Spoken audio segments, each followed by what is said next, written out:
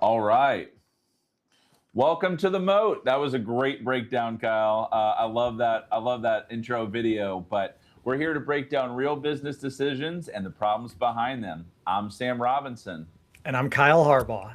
Every week, we find real businesses, real numbers, and real stakes, and show you how to build a business competitors can't easily copy, take, or kill. Let's build it. Let's talk about it, Sam. Let's build All this right. moat. So, I want to ask you a question to get started. In Okay. your opinion, today, what do you think is more valuable? Is it AI or a leadership team that knows how to think and is aligned? Definitely AI. I'm kidding. Actually, it's your team. The people is what make you great. It's what got you there, and it's what's going to keep you going. So, we see the emergence of conversations around like the one person billion-dollar business where agents are going to solve everything. They're great, but the reality is that relationships have to be built in a business. If you don't have relationships, you're going nowhere, and those relationships can only really be through people. So you send one wrong prompt to an agent, or they've got the wrong information, and all of a sudden you're ruining relationships left and right very quickly. And so your business is not going to be dependent on AI. It's going to be dependent on people. And AI is an enablement, not the end all be all. Right. Yeah, it's at the end of the day, it's a tool. It's nothing more, and you need to know how to wield it. You need to know how your people or the people on your team need to know how to use it. And it doesn't you could have the fanciest tool if nobody uses it or nobody knows how to use it, it's not going to do much for your business. That's exactly the case, and we're seeing the rise of open source tools now. In fact, there was a huge meeting. I think it was either Washington, but basically the government and those in power AI. We saw the chief developer over at Meta. We saw Anthropic's CEO Carpathy, and then we saw Sam Altman and a number of others at this powwow recently for AI, trying to figure out like what's the next destination of AI, and that's from the United States perspective. Well, and if we're getting the government involved in that and bureaucracy, it's gonna slow down. And the reality is we're already slowing down from the point of the United States, and there's this issue of falling behind from with China and these other places. So we're seeing the rise of open source software, and what are you doing with my data, and all these other questions. So we're going to see a lot of things start to become on premise versus the traditional SaaS stack that we saw previously. Yeah, yeah, absolutely. So let's get into our first story Hmm. because it's about exactly that. AI trough of disillusionment, as Gartner has coined it. They're noticing that enterprises are shifting away from cloud-based systems to private tools, meaning that enterprises are now increasingly buying AI from incumbent vendors, deploying it on private infrastructure rather than chasing cloud moonshot projects. Global Yep. companies keep their most sensitive AI workflows off the cloud and in house. Correct. And we're in the age of data right now. Like, make no mistake about it, we're in the age of data. So we've got things called context engineering. We had prompt engineering before that, of like, how do I get my data to something that's coherent? So if I'm looking at an Excel spreadsheet from 2 years ago with no notes, like, where's my context? How am I going to understand that? Or how does that apply to my client today? It's like maybe you have someone that just came onto your business and they have all these different questions to ask, but you're not available for them either as a manager, and you want to be able to pass that on. Well, the reality is that someone else has your data. It's not really your data, and if they understand your business metrics and your business information with your own data, it's not yours anymore, it's theirs. And the reality is I could go and create another business with that, and that's a real issue. So a lot of these businesses are trying to create like 3 month or so moats that other people that are creating the products can't keep up with them. They have to continue to innovate and push forward. So I think it's both good and bad in the fact that it's pushing a lot of these traditional companies to iterate and become better. But it's also not great in the fact that these companies are losing data and proprietary information. And we're going to see a lot more clamp down here on the information. We're seeing that across the board in a bunch of different places. Yeah, I think it's very important for you to understand the data that you have and how valuable it is, and how do you leverage it better. If you're not leveraging it well, that's a risk on your part. And then if you're not protecting your data, and other people are leveraging it against you, that's an issue too. Correct, and and the thing is we're also seeing a lot of information to become gated. So, like for instance, there before AI, there was like, okay, hey, get my book, get my document, and these traditional methods, and then they found out that AI was being trained on people's books and their information of how they go and do things. And you can just spin up an agent and say, hey, I've got the ABC playbook of businesses that we used to do blah blah blah blah blah, and now I can just drag and drop that into an AI, take all that proprietary information, distill it out, and now I've got a language model around that, or another piece of infrastructure that I can go and build very quickly. And so we're seeing that a lot of the actual data to train AI, they've run out of, and now it's just become garbage in, which will eventually be garbage out. So they're trying to figure out, okay, well, what synthetic data can we get? So um, at the end of the day, the real issue is that AI implementations within these businesses, that they're finding that it's become more expensive to hire an AI agent to do the work of an individual. So they're cutting back significantly across the board for all this AI, coding, AI, work on loop engineering and stuff like that. And they're saying, hey, just do the work that you've always done. We're going to pay you the salary. So instead of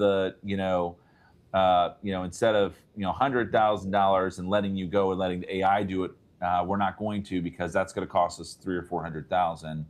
We're going to go back to the regular salary individuals, and then we're going to ask you to distill your information into the chat so we can figure out a way to make it cheaper later. And that's really the moat now that we're finding in these businesses, of being able to context engineer the data to something that makes sense. Because the reality is most of these businesses aren't able to go and find, the 4 Excel spreadsheets that, between the intern and the project manager and, the people in between have been creating and messing with, that's just not indexed in the system. So Right. there's that. Right. Yeah, and I mean, we find that often with the businesses we talk to, that this system over here collects some data and this system over here collects some other data, but they don't talk to each other, and it's not in a a coherent, centralized place where people can analyze the whole data, all the data, and understand what they should do with that data and make an informed decision from it. And they're not making data-driven decisions. Hmm. Or they're maybe they're using some data, but it's incomplete. Correct, which is why we're seeing the rise of goal-based infrastructure on AI. And so, what goal-based infrastructure is you start with the goal of saying, "Hey, I want this," and based on that, it's literally a prompt. You're not giving it too much information. It's like, "This is what I want," and then it's going to infer a lot of that information and then ask you for decisions along the way. And Google is releasing that as well right now, and they're seeing much more token efficient work being done. But then the problem is then you're looking at assumptions. So then you've got to, people are writing skills in a Markdown or a JSON format, et cetera, um, to be able to use these goal-based infrastructures. But then it's only as good as the information in the files, because then other than that, it's not able to be creative. And so we're seeing like a bunch of different types of infrastructure. In fact, there's been the veil pulled from Claude recently. I saw a post on it, and there was a very syntactical structure that's been around for many, many, many years, like many decades. So it's like old infrastructure, and then it's layered on top of large language models, and it's like using that to like code and like understand words. It's basically like a forest approach, or a decision tree approach, versus a large language model going through nodes. So there's some very interesting infrastructure that's at play right now, and people trying to come up with new methods, and they haven't been able to come up with the right methods. Google is still in the lead on the new methods, just underutilized.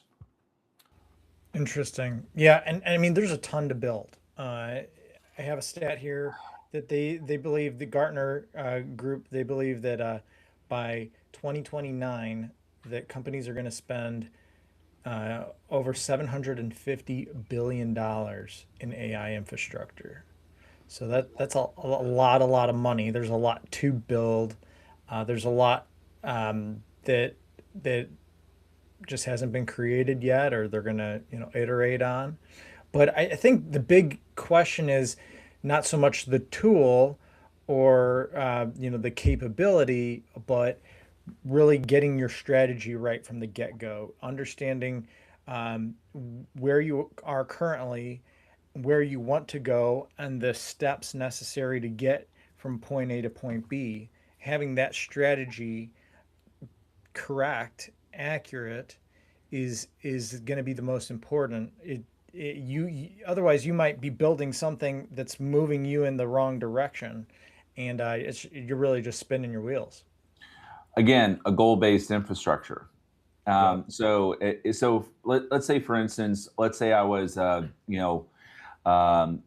VP at a very large company. We're looking at a couple $1 billion, or maybe I'm at a smaller company, and I'm one of the leadership, and I'm trying to figure out, well, how do we increase revenue?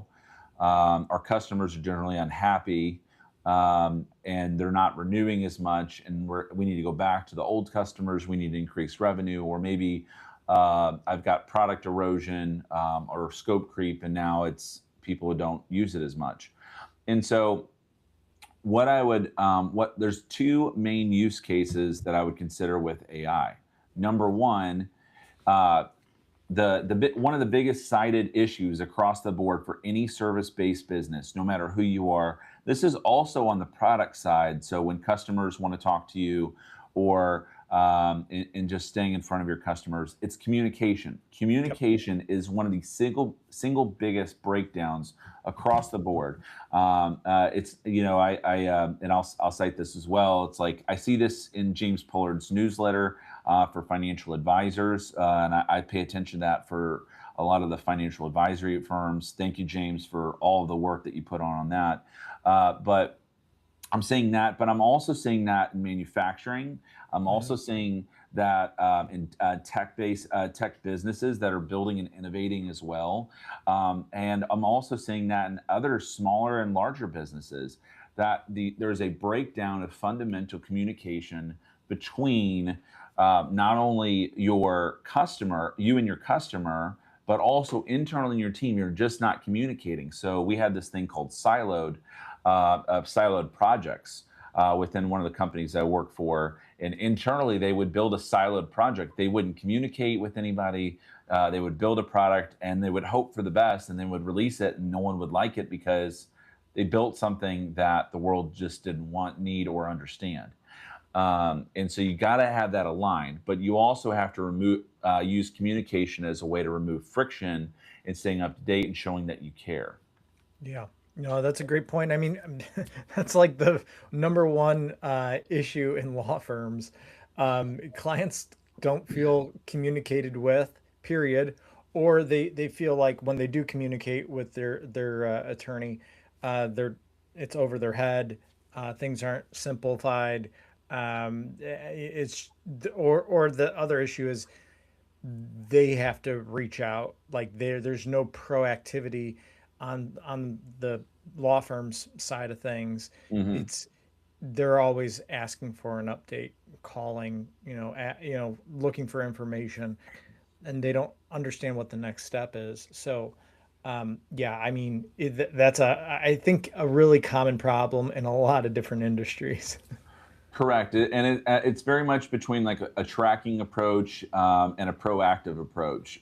So it's like you're almost Amazonifying.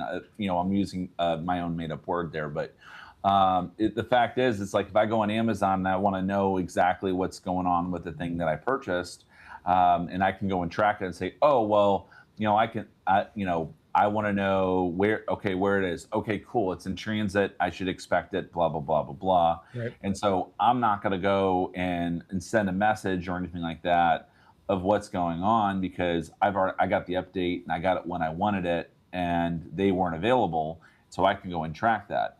And in the same way, it's saying a proactive communication is saying, hey, things are on its way. We've got it shipped. We're doing blah blah blah blah blah. Or if it's not, and say, hey, by the way, we ran out of stock on this item.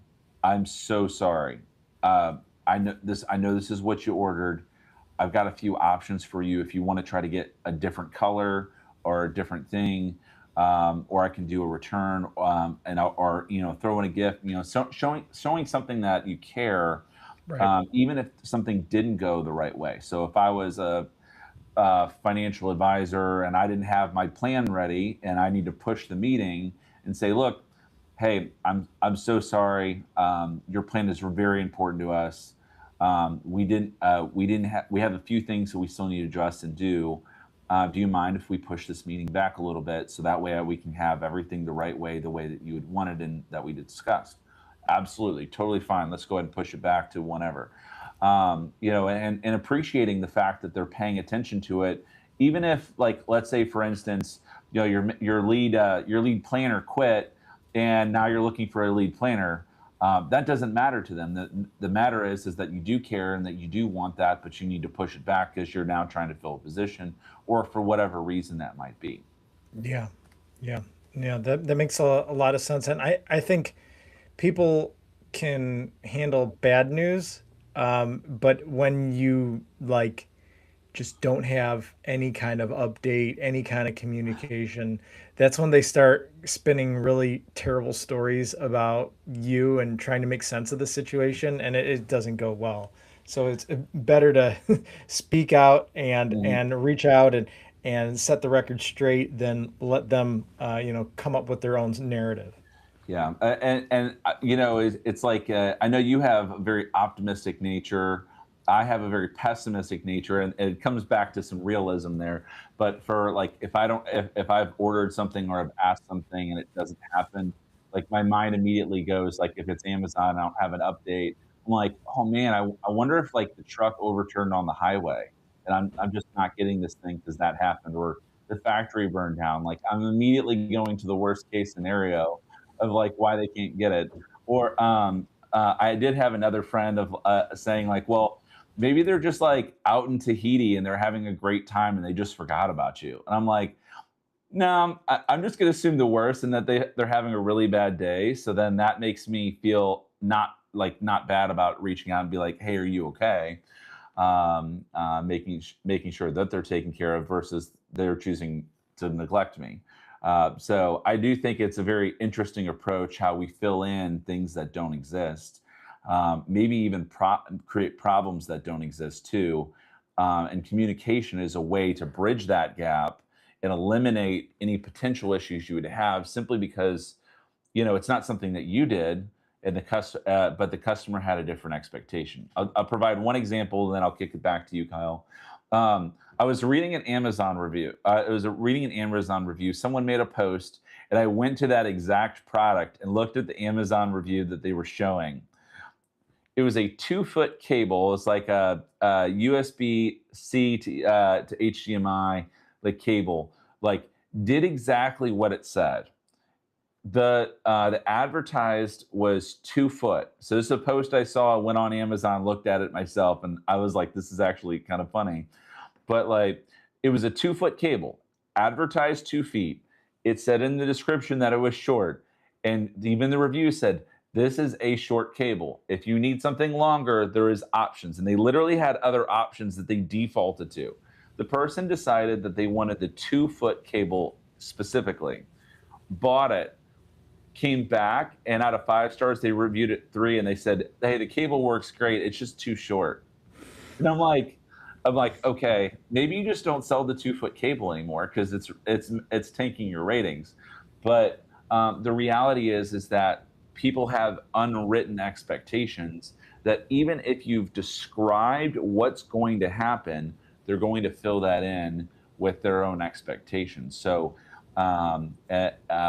maybe provide like a free return policy and say, look, we're going to send you an extra cable because we know that the one you purchased is not going to be the right one. Maybe you send the 3 foot cable and say, look, I know you're looking for a 2 foot cable. We upgraded you, and just don't do that anymore.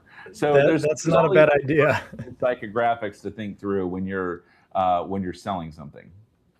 Yeah, maybe you just don't make a 2 foot cable anymore.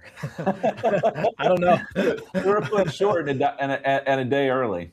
Yeah. All right. Well, hey, I wanted to let our viewers know that this is a live show. And while Sam and I are talking, we'd love to have you jump in the conversation as well. So leave a comment for us in the chat. If you got a business question, we'd love to have a conversation with you.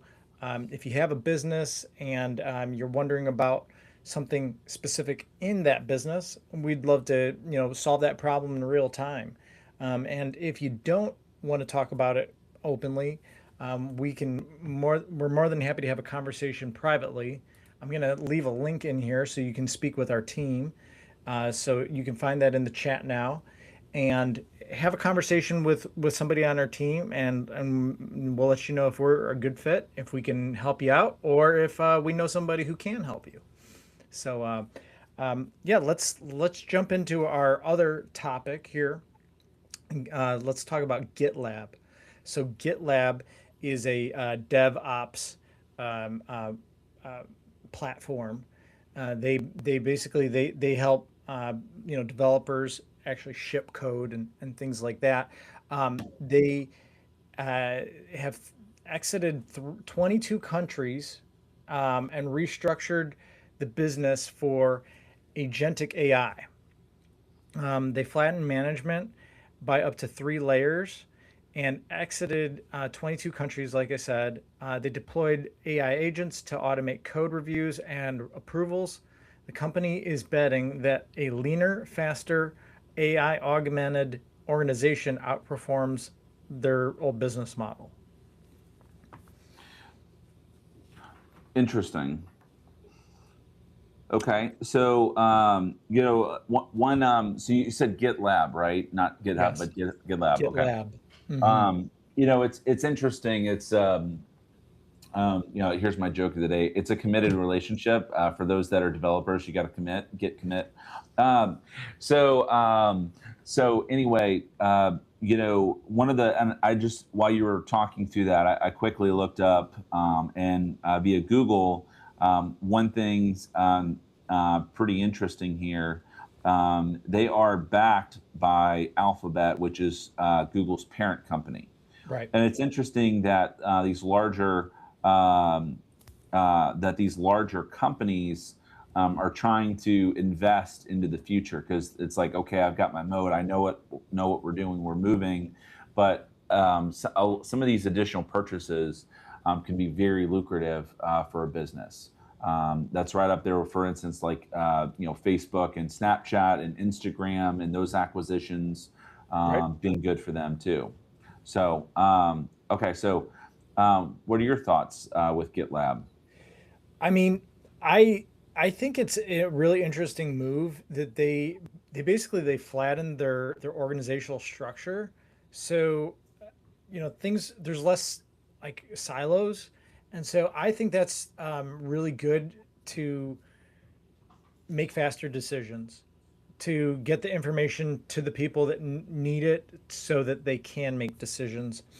I think there's some potentially some risks there, that there's not enough management. There might be some visibility Mm. issues because there's just not enough people to really oversee things, and that's always the difficulty. If you, as the leader, if you're so involved in the day to day, you have Mm-hmm. less visibility because you're like up on the front lines.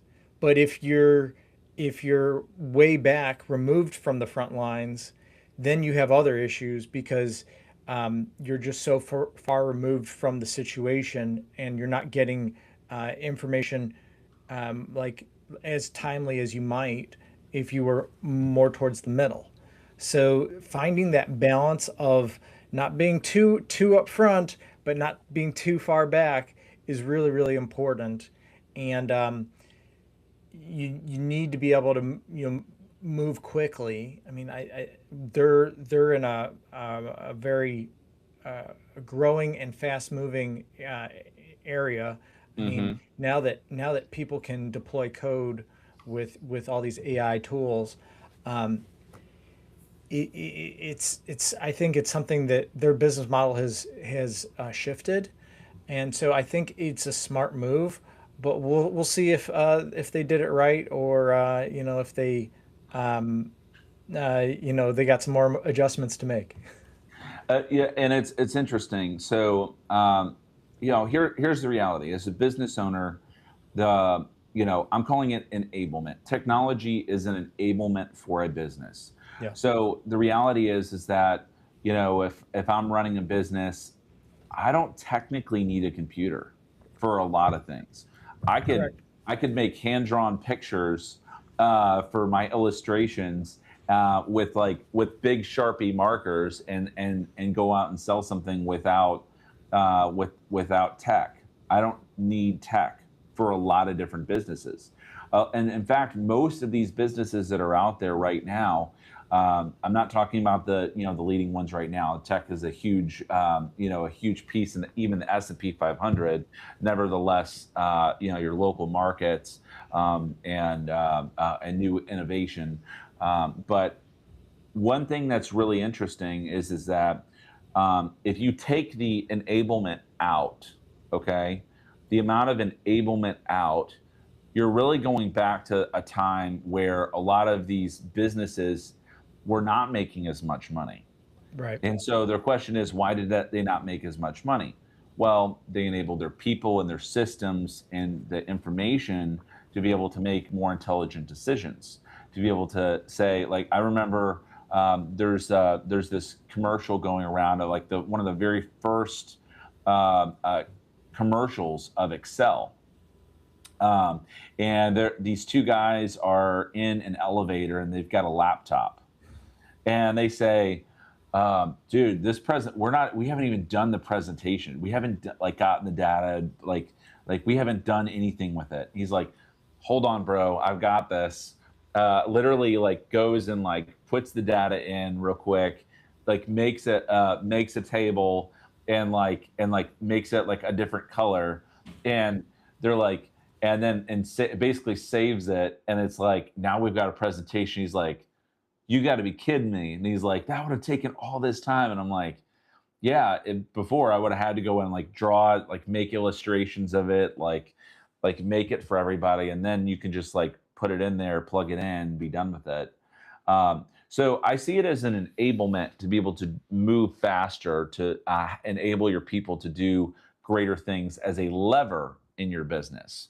So for those that don't know, Kyle and I like to play this game, pull the lever, and it's like we're looking at either money, time, or people as the three main levers in a business. And guess what? It allows you to have better time management with the people for a lower cost. And so, cost depending, now we're talking about rising costs on AI, so maybe not. But in general, tech before it's like, okay, you spend on the tech, now you can get your ROI. So, um, when we think about that as a business, or even GitLab, which was our main topic here, these global workforce layoffs, we're seeing different types of infrastructure emerge within businesses. So, what does that mean? You can actually go and Google this right now. You can see the different infrastructure that Apple had. Steve Jobs was the core component, and everyone came in and funneled into him, and they had that as a core component. We had the basic hierarchy, where it was more of a pyramid, and then we had more of a flat management structure. So we're going to see different types of structures for different businesses, and depending on what level they're on, you're going to see different structures emerge over that period of time, and it's really interesting. So I'm not saying GitLabs is doing the right thing by making additional layoffs. In fact, they may be doing the wrong thing, because we're seeing greater revenue numbers for those businesses that are AI enabled and training their people and moving their people in a different direction. And they're actually seeing greater revenue for those enabled businesses than we are for those that are doing the layoffs and switching over to AI. So higher productivity. Right. And as we've talked about before, layoffs, while they might be very necessary in some respects, I think there's some really big risks that come along with that. And so you really need to evaluate the risks and benefits, because you might lose some of your best people to your competitor, or some trade secrets, or Hmm. you might open yourself up to other lawsuits. There's all sorts of different issues that you open up when you lay people off. The other thing I want to touch upon with they exited 22 countries. I don't know all the details of why they did that, but I'm just speaking from, like, if I was making that decision, I'd look at the ones that have the least return, or the biggest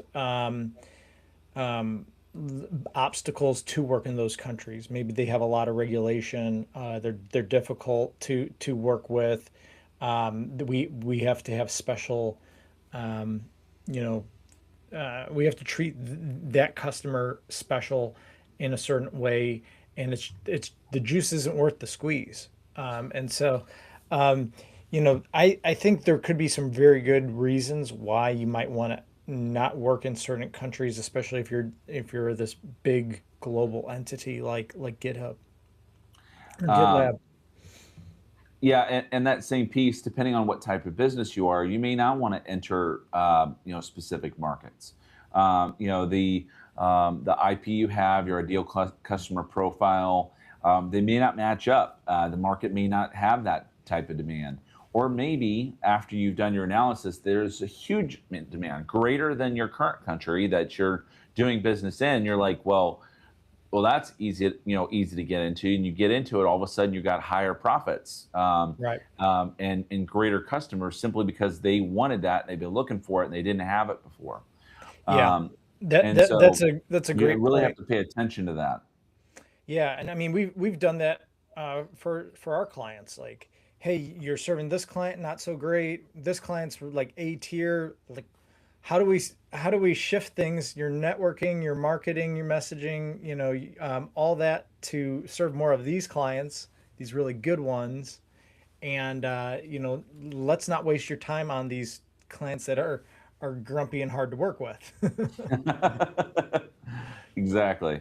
Um, yeah. So anyway, that you really have to segment your clientele. So if you Yeah. haven't segmented your clientele, or don't even know what that means because you haven't done it before, so I'm talking about customers, your actual current customers that are paying right now, not your prospects. That's a whole different process.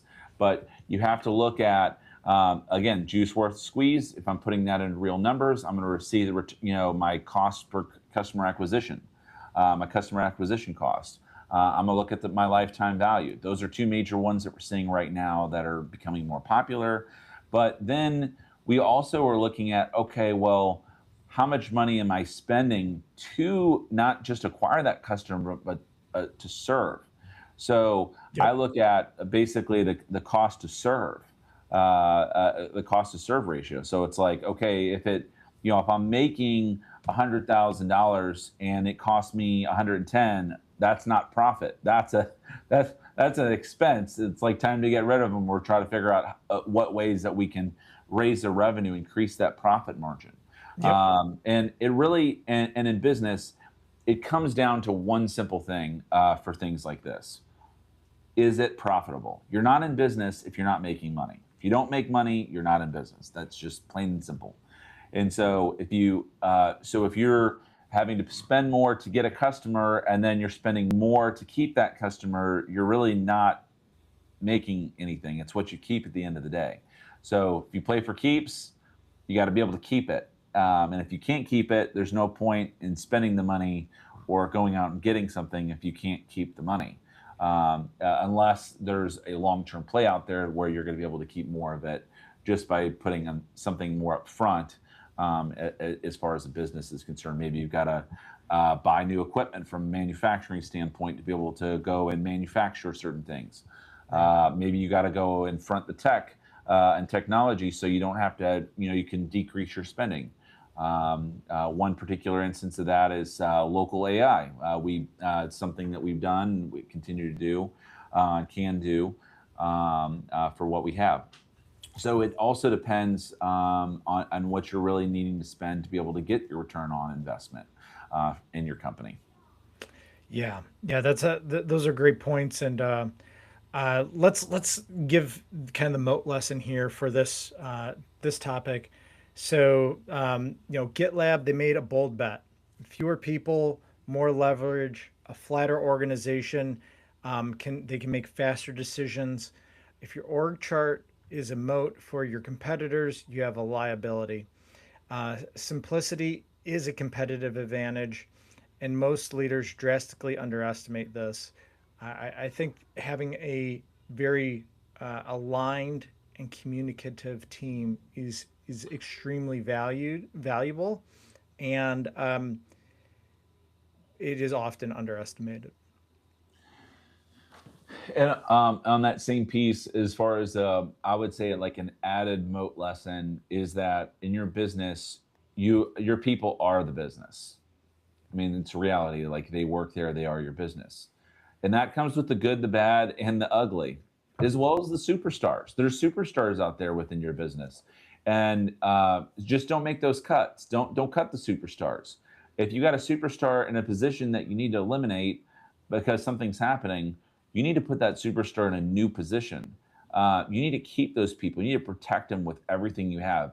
If you have to, cut off your nose to spite your face, so to speak, if you're feeling that way, because I know there are business owners that are feeling that way, you've got to look at the ruthless elimination of waste, not only from like think of it like a Lean Six Sigma approach, but you also should not eliminate A plus and A tier talent that can really drive and generate revenue for a business. You'd be surprised what people can learn if they're highly motivated and say, hey, I know you're really good at this. We're going to be discontinuing this. I would like to move you somewhere else within the company. We really value you. We want to keep you on. Can we figure something out? Yes, absolutely.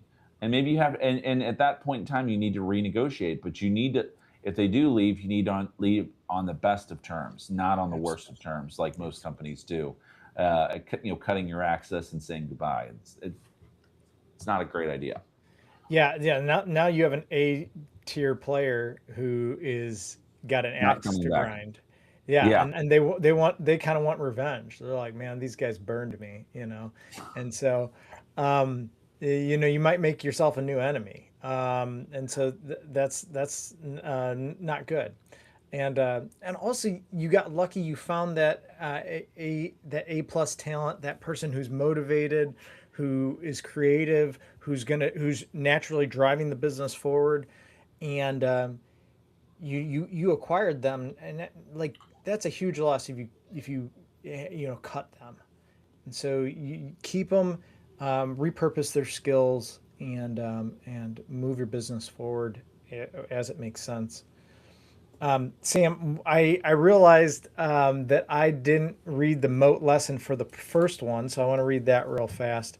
So this is on the trough of disillusionment, how people are getting away, or enterprises are getting away from these cloud-based AI tools to private in-house AI infrastructure. Uh, the Moat lesson here is hype cycles always end. And I think we're getting a big one with AI. The businesses that built real private AI infrastructure during the hype cycle will have cost efficient, secure, proprietary systems when competitors are still renting or overpaying. And the prices are going up. Building during the trough is where durable moats are created.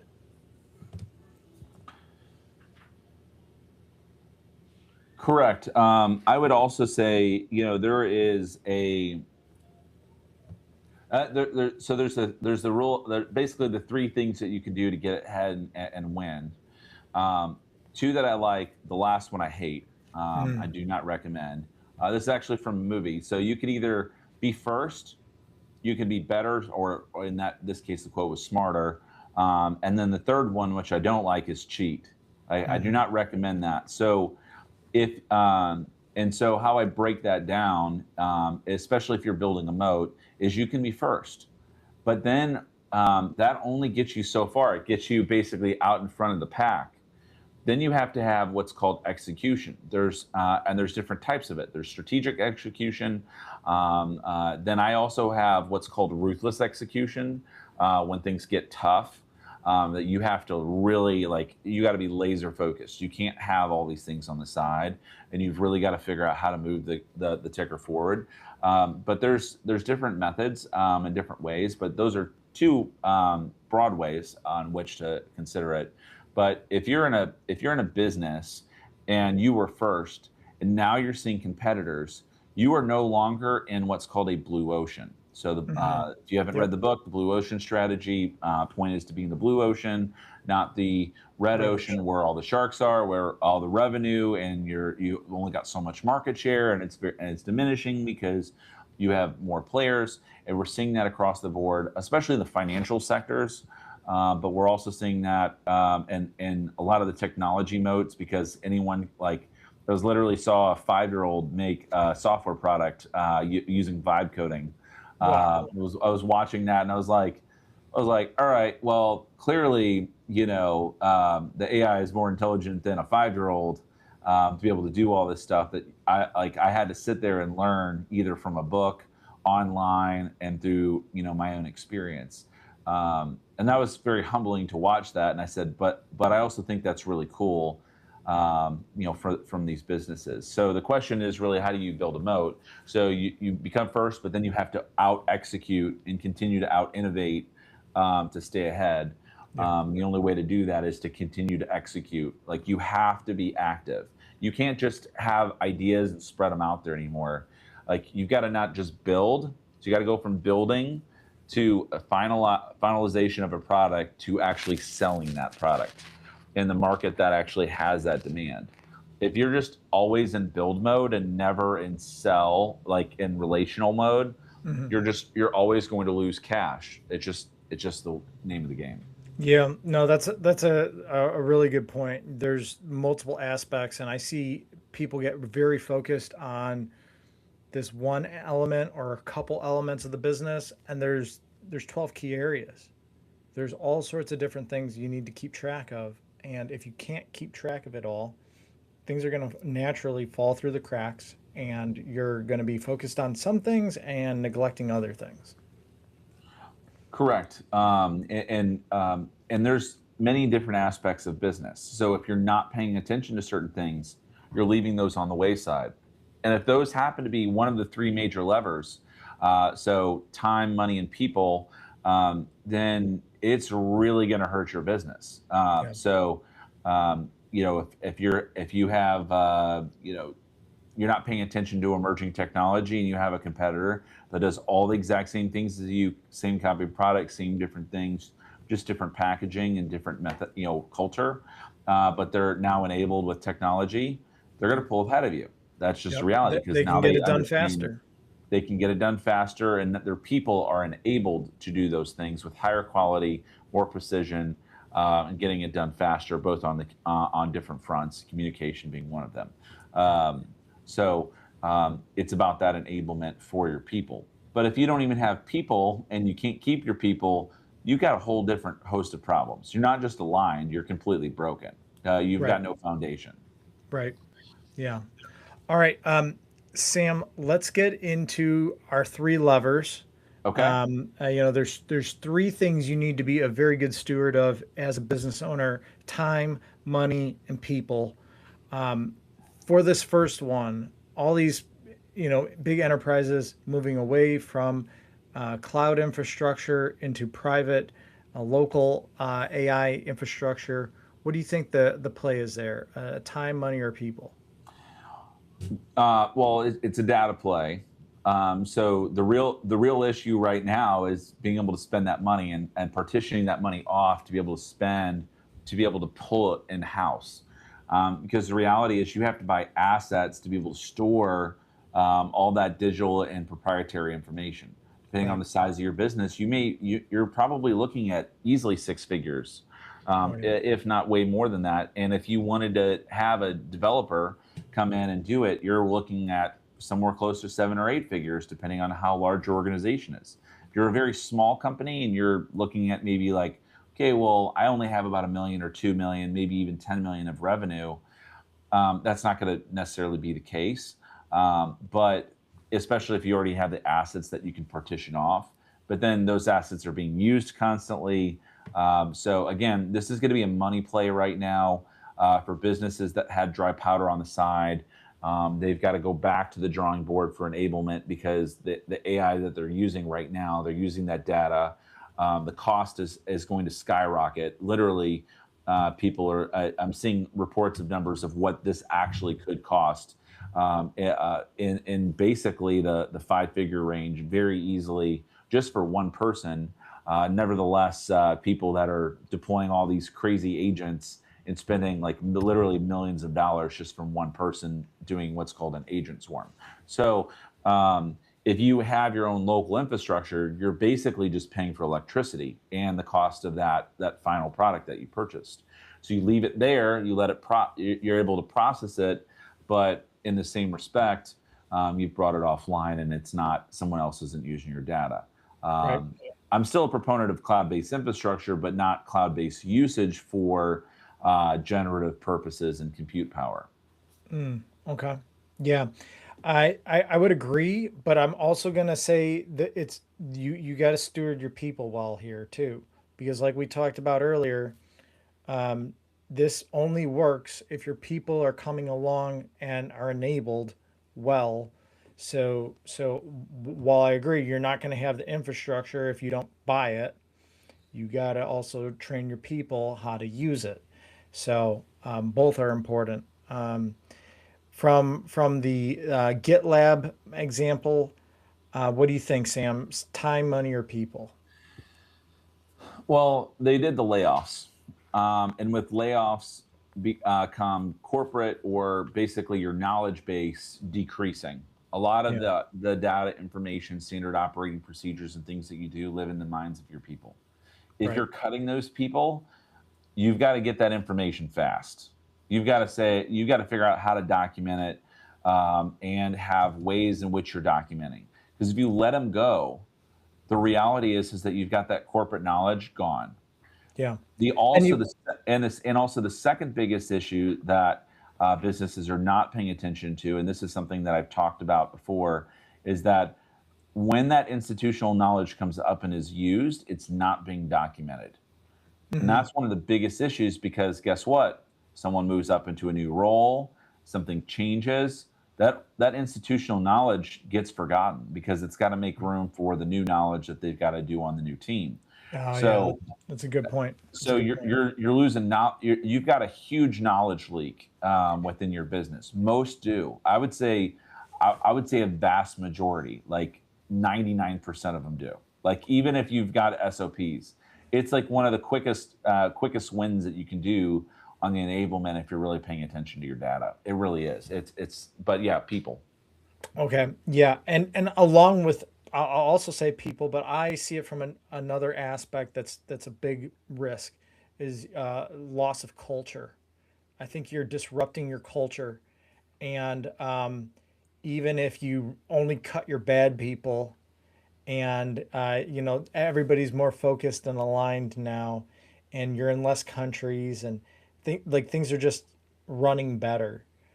I still think you have a new culture, or a new culture needs to be established in that new structure. And so there's work to be done there as well. And so even if it was you made all the right moves, there's still a way to do it right and a way to do it wrong, a way to build and a way to disrupt and destroy what you're working on. Correct. And for those that don't know, there's a couple like personality assessments that I really like. StrengthsFinder is one of those. And then you've got your typical like Myers-Briggs DISC assessments, which I think are okay. They get some of the job done, maybe not all of it. But really, at the end of the day, you've got people that are activators within a business. They may not be the A player, but that A player is going to them for being able to be activated for a lot of different things. So you Yep. have to really figure out what the dynamics are. That said, if you are cutting a B player, they could be an A player somewhere else. That's the reality. That's a good Um, point. a D player is not going to become an A player overnight, and they're not going to be an A player somewhere else. I think there's definitely a movement up or down depending on if it's a square peg in a round hole. Yeah. Yeah, that's a great point. All right, outstanding. Well, those are our two subjects for today. We are at the end of our time here. If somebody wants to get in hold of us, you can find out more about the work we do at chiefgoofficers.com. You can book an appointment with us to figure out how we can work with you, understand the issues going on in your business, and see the opportunities that might be available for you. And so, we'd love to have a conversation if you have some questions about your business. It's absolutely free to have that conversation. The link is in the chat, and you can also find it on our website. Sam, why don't you sign us off? All right, perfect. I love a good sign off. So if you haven't, hit the thumbs up button, like, subscribe. Would love to see you in the chat next time. We go live Tuesday through Thursday in the afternoon time. So grab a bite to eat. Maybe hit up Panera or a great lunch spot. Dive in here, listen to it. We'll have shorts coming out here soon and some additional videos from these. But still, till then, keep it real. Keep building your business that someone cannot copy, take, or kill. Until then.